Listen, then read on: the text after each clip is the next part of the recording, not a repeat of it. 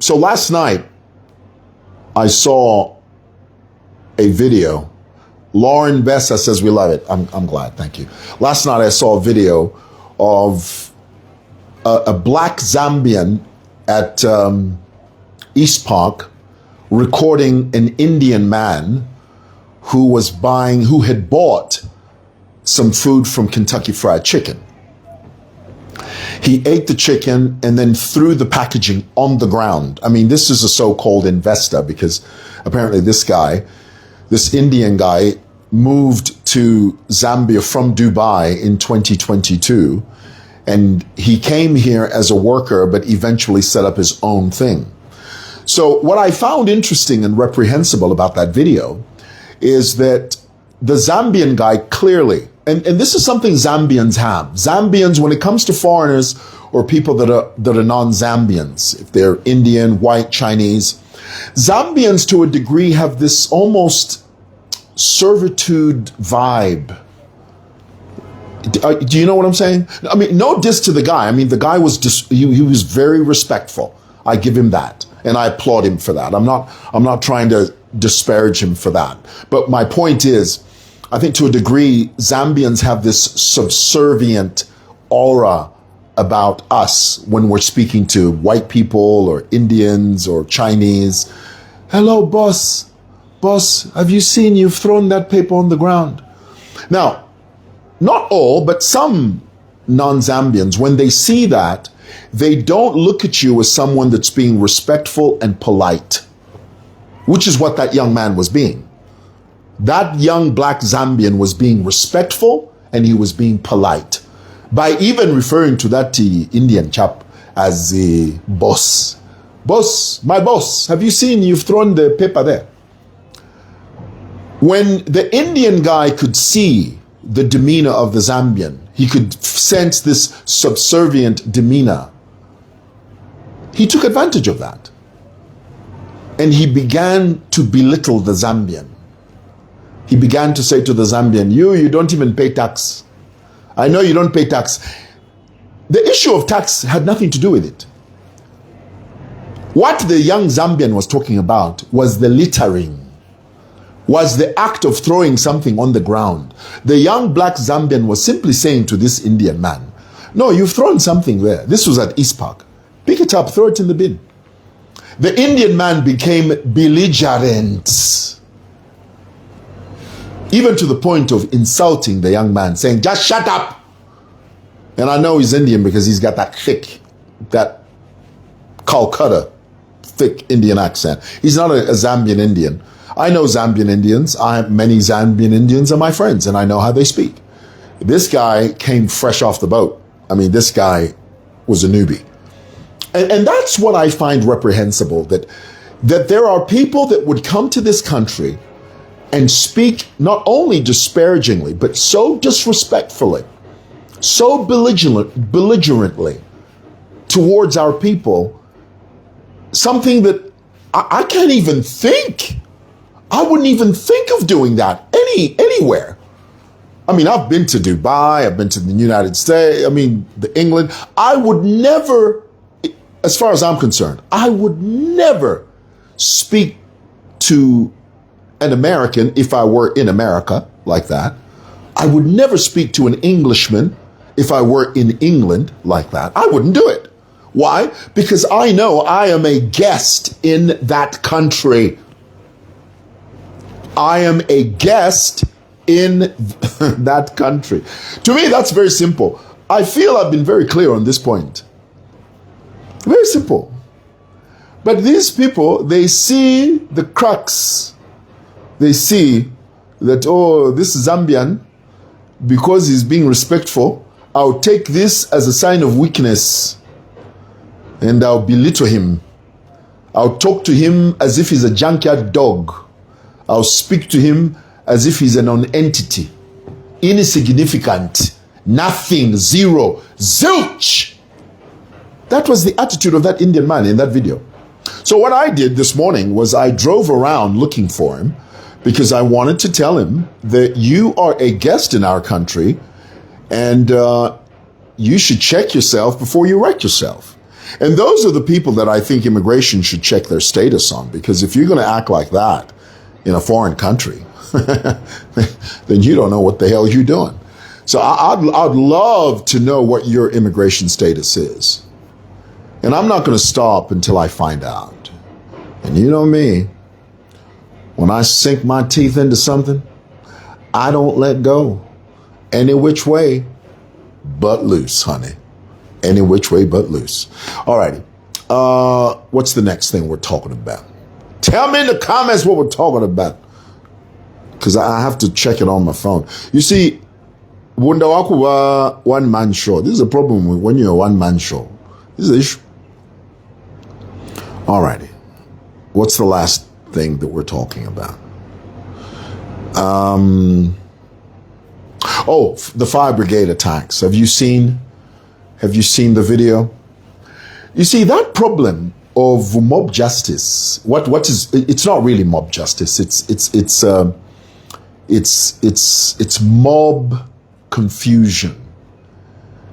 One of the reasons why that happens is because there are no public service announcements that are tailored in dealing with this problem. What you need to do is you need to launch a campaign, a sensitization campaign, radio, print, social media, where your message is that mob justice is frowned upon, it's a crime, and you tether it, you accompany the campaign messaging with boots on the ground. More police officers. That is what is lacking in this country, I'm telling you. We don't have enough police officers on the beat doing their job. I said it earlier, I'll say it again. Police presence deters crime. Text that in the comments below. Just say that for me, for those of you that are watching. Police presence deters crime. So when you have a community that is aware that this type of behavior is unacceptable, you sensitize the public. You do radio ads, TV ads. You have to invest in it. It's a costly exercise, but you have to invest in it. It is an investment in public safety. Oh, that's good. That God just dropped that in my heart. It is an investment in public safety. You have to do it. You have to nip it in the bud. But if you turn a blind eye, if you look the other way and you hope that the problem would just go away, honey, the problem never goes away. It never goes away. Remember the gassing thing? The gassing, I always maintained, the gassing, there was no such thing as gassing. It was just the frenzy. Just people just created this falsity that, no, there are people who are taking people's blood, and no such thing happened. It was just a frenzy that everybody was taken by. And then people just engaged in what they called instant justice mobs. It was just a frenzy, a thirst for blood in a chaotic world. That's what it was. And then you even had the, what was the name? Tell me in the comments. Was it Katanga? That officer who said that, no, we saw a cat. A cat going into the ceiling. And when it came out, it was no, we saw a man going in the ceiling. But when we looked again, it was a cat. We are dealing with society. That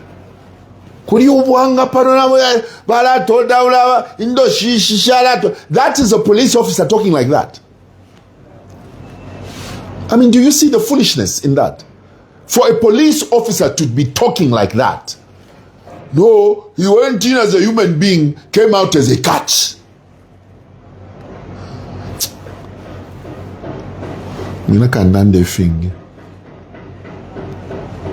Tembe, thank you. So you have to invest in public safety. And one of the ways to do that is to sensitize our people, educate our people. do public service announcements that this is frowned upon, this is against the law. When you are caught, you're going away for. But you sensitize them, and then you put boots on the ground. Police presence. Police presence deters crime. If in Delanda, 90% people are watching this. Fish are Delanda Mwewa. But and that police presence deters crime. That's why you need to be educated. It's a problem. Very big problem indeed.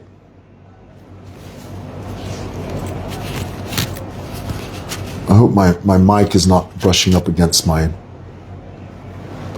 thingamabob. Right. Last point. UNZA will go back to square one if they don't do this one thing. If UNZA again doesn't understand that that institution of learning belongs to them, they have to love it. They have to take care of it. When UNZA students, or any students for that matter, don't understand that they are the custodians of that institution. Guys, love where you are. I tell people here at Simoson, let me give you an insight.